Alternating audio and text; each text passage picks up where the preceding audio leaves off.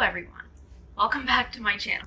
If you are new here, my name is Emily and I create so much content revolving around books and my lifestyle. And if you are not new here, welcome back. Happy to have you back. For today's video, first off, I do want to say I'm very sorry about the background.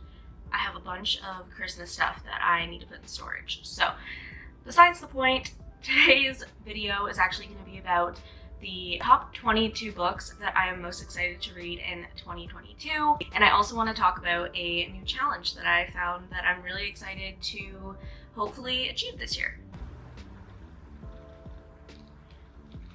So because there are 22 books I want to talk about, I am going to just skim through these. I definitely do not have enough time to read all of their synopses, but I will link all of them down below if you're interested in reading about them yourself.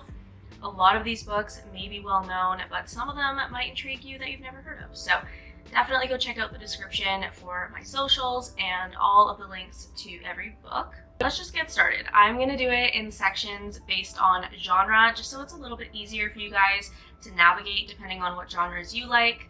So for the first genre, I'm going to go into romance. So first being, I'm really sad that I have the ugly cover of this, but Beach Read by Emily Henry. Haven't read it yet. Been really wanting to, and I honestly really hate small books like this, but I'm gonna give it a shot, and you know, maybe if I really like it afterwards, I will get the pretty cover. But anyway, I think this is the top romance that I'm excited to read in 2022, just because I've been wanting to read it. It's been on my TBR since 2021 summer, so I'm probably not gonna end up reading it until the summer because it's just not a vibe right now when there's literal snow on the ground. But yeah, Beach Read is the first romance. The next one I'm actually reading this month, so I'm really excited about it, and I hope that it lives up to my expectation. That is It Ends With Us by Colleen Hoover. So if you know, you know. Apparently it's made so many people cry, and it's just a really nice love story. Has some love triangle in it, which is always great. And It Ends With Us by Colleen Hoover, definitely high up on my list this year, and Colleen Hoover usually doesn't disappoint. And the last romance that I have in person, the physical copy of, is Ugly Love by Colleen Hoover. So this one here is more of like a physical attraction, but we can't be together type of angsty romance. I'm not exactly sure. I tend to go into my books not knowing too much because I think that it ends up better that way. But this is also high on my list of romances this year. Now, moving on to the romances that I do not have as of yet, we have Get a Life, Chloe Brown. If you are not aware of this, it is a part of a series. I think there's Get a Life, Chloe Brown, Get a Hint, Eve Brown. I forget their names. Get a Life, Get a Hint, and Act Your Age, or something like that. But this is a romance series that I plan on reading this year, so I've heard really great things about all three of these books, but I am highly anticipating the first one because if it goes well, then I will continue the series. Another one that I'm really excited about because I honestly feel like it reminds me so much of the one right here is The Soulmate Equation by Christina Lauren. I have not read a Christina Lauren book before, and I've heard a few of them are definitely treasures, so I'm really hoping The Soulmate Equation lives up to my expectations. I also really love the cover. So pretty. And yeah, if you're not aware of what it is, it's basically like a DNA test that matches people up based on their DNA, and I'm not sure how it's gonna go, but I'm excited about it. Another one that has been highly anticipated, and literally every other person at Indigo buys this book, is The Love Hypothesis by Ali Hazelwood. This is more of like a professor and master's student romance, so it is like an age gap, but not really, because she's not like, she's a student, but she's older, so I feel like it's not weird. But this is basically, yeah, about a prof and a master's student who essentially have fake dating, I think, and then I'm assuming they fall in love. It is Ali Hazelwood's debut novel, and the fact that it's getting so much hype, I need to be in the know. I need to know what it is about this book, so that is highly anticipated for me. And the last romance that has been released already is One True Loves by Taylor Jenkins Reid. Once again, I have not read a Taylor Jenkins Reid book, but I've heard, you know, good and bad things, but I really want to read another book of hers, which we'll talk about soon. So this is the romance of hers that I'm excited about, because I'm pretty sure it's about a woman who is engaged, and then her fiance ends up passing away. She meets a new guy and then realizes her fiance didn't die. It's like kind of like a love triangle, and she has to decide who she truly loves. So I think it's going to be a really, really great read. We shall see when I get around to it. And then I have two more that have not been released yet, but I am so excited to read. So Book Lovers by Emily Henry. If you know, you know.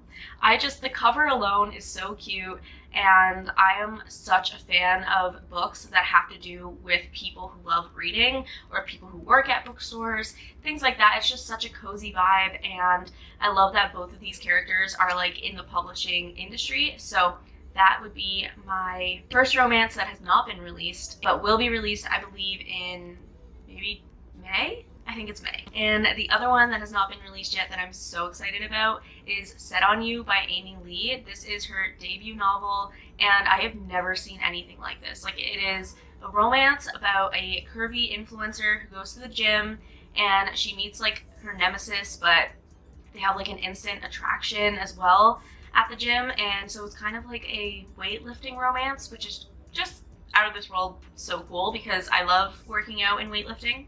And those are all of the romances that I'm excited to read. So now we're going to move into thrillers. There's not as many, which shocks me, but I think I'm just more in a romance phase this year. I don't know what it is. So the first thriller that I am the most excited to read is My Lovely Wife by Samantha Downing. Once again, I've had this book, I think, for over a year now. I think I got it in 2020 around Christmas time. So it's been a while, and it's been on my TBR list for quite a time. So I think this one is probably going to be one I read in my birthday month, which is March, but we'll see when we come to it. This is basically just about a couple who murders together, and it's what helps their relationship thrive. So if it doesn't sound intriguing to you, I don't really know what would. The next one that is most anticipated, and it's also a part of the challenge that I am going to talk about at the end, is No Exit by Taylor Adams. This has been on my radar for the past few months. Saw it at a thrift store, picked it up. Very excited to read it. I'm like literally so intrigued by what this book is about. Yeah, one part of it literally says, desperate to find a signal to call home, the exhausted young art student goes back into the storm and makes a horrifying discovery. In the back of the van parked next to her car is a little girl locked in an animal crate. Other really, really exciting read. Similar to Get a Life, Chloe Brown, this is a part of a trilogy, and I feel like if this book sets it up properly, I will read the entire thing, so I'm really anticipating that this goes well. I feel like so many people have told me for a YA thriller, it's actually really good. So yeah, I'm really excited about this. I also am like obsessed with that cover. Don't know what it is, it just looks so cool. For my last two thrillers I don't have them physically yet, but the one is kind of like a horror, I guess, and it is Misery by Stephen King. I haven't really read a Stephen King for a while. I've only read one of his books, but I have like 4. So Misery is definitely on the top of my list because I know that book really helped him grow as an author. I want to see what all the hype's about because I know that Noelle Gallagher loves this book and so many people online have talked about it. It's not like a hyped up book like TikTok books, but it is like apparently just a super impressive horror that Stephen King has written, and because he wrote it so early on, it makes it even more impressive. Excited for that one. And the last one is The Push by Ashley Audrain. I'm a little bit nervous for this one, but I've heard that if you are a mother or a woman who wants to become a mother, this book can be a little bit triggering, which, you know, I'm a little nervous about, but it is about motherhood and 2 children. One, her oldest, she actually just like doesn't really connect with that much. She feels like there's something wrong with her. And then her second child, she has a deep connection with. So I'm not entirely sure where it's gonna go, but I'm hoping that it is quite scary. And I feel like this could be a really good one just because it sounds pretty realistic on top of it being a thriller, and it's gonna get my mind thinking. So that is the last thriller on my list. Guys, I'm turning into a fantasy girl, okay? I have started literally reading A Court of Thorns and Roses series and have been listening to like soft fantasy music in the background. It's life-changing, Honestly. And speaking of that series, A Court of Mist and Fury is definitely on my list of most anticipated fantasies this year because out of all of the books, sorry, I was looking up because my cat's right there. Out of all of the books in the series, this is the one that I've heard the most good things about. I've also heard people say that it's a little bit overhyped, but nonetheless, I'm really excited to read this one. And the first one I'm actually reading right now, A Court of Thorns and Roses, and I'm really enjoying it. So I have high hopes for this. I think that it will end up being one of my favorite fantasies, but yeah, such a pretty cover. I love the paperback versions of these. And another highly anticipated one that I've literally been wanting to read for so long is The Invisible Life of Addie LaRue. I got this from my boyfriend for Christmas and it's so beautiful. I've been wanting to read this, like I said, for so long.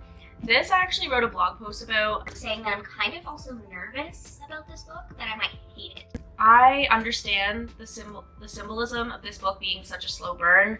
A lot of people say it's boring because of it, but I think if you understand that Addie LaRue literally has to go through life without dying, and she lives through centuries and centuries, she's probably bored too. So I feel like, I don't know if this makes sense to anyone else, but if this is a pretty slow burn, I understand why it would be, because we're following a character throughout centuries of her life, and I'm excited to hopefully connect with her and hopefully enjoy this as much as I have been anticipating. The last two fantasies I do not have on hand, but the first one being The Cruel Prince. This is a part of the YA A Folk of Air series or something like that. I don't even know, but The Cruel Prince is definitely on there for me. It has a similar vibe to A Court of Mist and Fury, except that it's probably a little bit more innocent since it is like a teen YA book. I've seen so many people purchase this box set as well as just like the one book in general, and I've heard really great things. So The Cruel Prince is another one I really want to read. I'm pretty sure this is also one someone recommended to me for the challenge I'm going to talk about at the end of this video. And the last fantasy is Caraval. I'm not entirely sure who it's by. I also realized I didn't say the last few books who they're by, but I mean, you can see it on the book. So Caraval is, again, another series, fantasy series that I am excited about, and it has to do with these two sisters who really want to go to this like circus, I believe, or like carnival that you have to get invited to. It's like a VIP thing, and they, I think, end up getting invited, and one of the sisters goes missing, and the one girl is a part of the carnival circus performance, and she has to find her sister or else something bad happens. I think it's along those lines. I'm not entirely sure, but either way, again, it is YA and I am very excited to read it. And we have reached the final category, which is general fiction. So the first one, like I said, I had another Taylor Jenkins read, and for this it is The Seven Husbands of Evelyn Hugo. This is probably one of the most exciting books on this list to me, because I've just heard everyone, like, you can't really connect with Evelyn Hugo, but her story is just so heartbreaking and insane that, like, I'm prepared to cry for this book. So I'm really excited to read it. It's basically about this famous woman named Evelyn Hugo, and she has someone interview her about her life as a famous woman, as well as like all of her 7 husbands and why they didn't work out. Just basically her entire life story. I am so excited about this book. One book that I do have a physical copy of in general fiction is The Vanishing Half. I actually got this book on a really good deal this summer, and I've been, I feel like in 2020 this book like really popped off, and I was wanting to read it back then, but I never ended up doing it. I'll just read like the beginning part. It says, "Twins, inseparable as children, ultimately choose to live in 2 very different worlds. One black and one white." So the one woman, I guess, can pass as white, and she lives with her white husband in this like picket fence house type of storyline, and she kind of hides the past of her being a black woman to him. And then the other twin is a black woman who lives with her black daughter, and I guess they just kind of like drift apart. I'm not entirely sure what this story is about, but I know it has such important meaning with regards to race and, just choosing the life you want to live. So I am really excited to read this one. I think it's going to teach me a lot of life lessons. We have 2 more, guys. We're almost done. So the next one is Normal People by Sally Rooney. And when I first started reading at the end of 2020, I honestly was not a fan of this book. I really didn't want to pick it up because I just heard so many people just talking about how it was hyped up on Book Talk, and then it ended up being really bad. But now all of a sudden I feel like everyone's reading it again, so peer pressure is getting to me, and I'm really excited to read it. I do know there is a show as well, so maybe that's why it's on this list, just because I want to see if I enjoy the book versus how I enjoy the show. But I like to read the book first, so that is another one. And the last one is Daisy Jones and the Six by, again, Taylor Jenkins Reid. I've heard amazing things about this one too. Obviously, I'm hearing amazing things about every single book because I'm excited to read them. They're like my top books.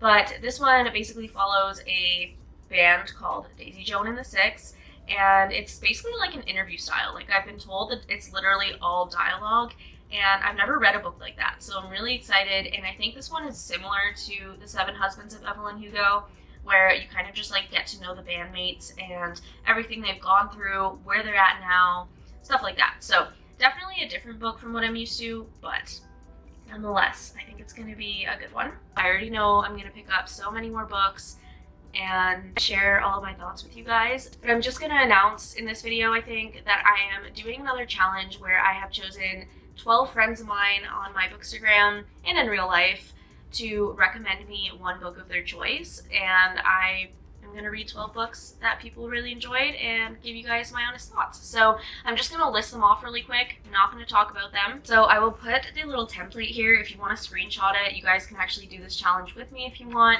But the 12 books that I was given, and I'll do an entire video about it at some point, telling you who recommended me it and how I enjoyed it. I'm just reading them off my phone, but these are the books that I'm reading. This one is In My Dreams, I Hold a Knife. 2 is From Blood and Ashes. 3, 1,000 Boy Kisses. 4, The Last House on the Street. 5, No Exit, which we talked about. 6, The Cruel Prince, which we talked about. 7, The Love Hypothesis, which I talked about. 8, Jar of Hearts. 9, It's Been a Pleasure, Noni Blake. 10, Winterhood. 11, The House in the Cerulean Sea.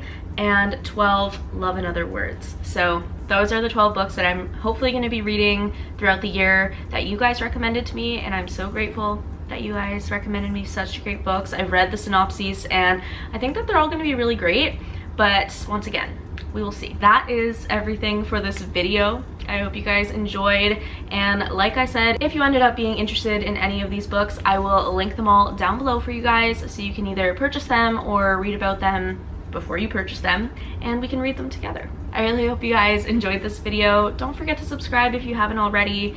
Join our little family. It's been growing slowly but surely, and I could not be more grateful for you guys. Thank you so much, and I will see you guys in my next one. Bye!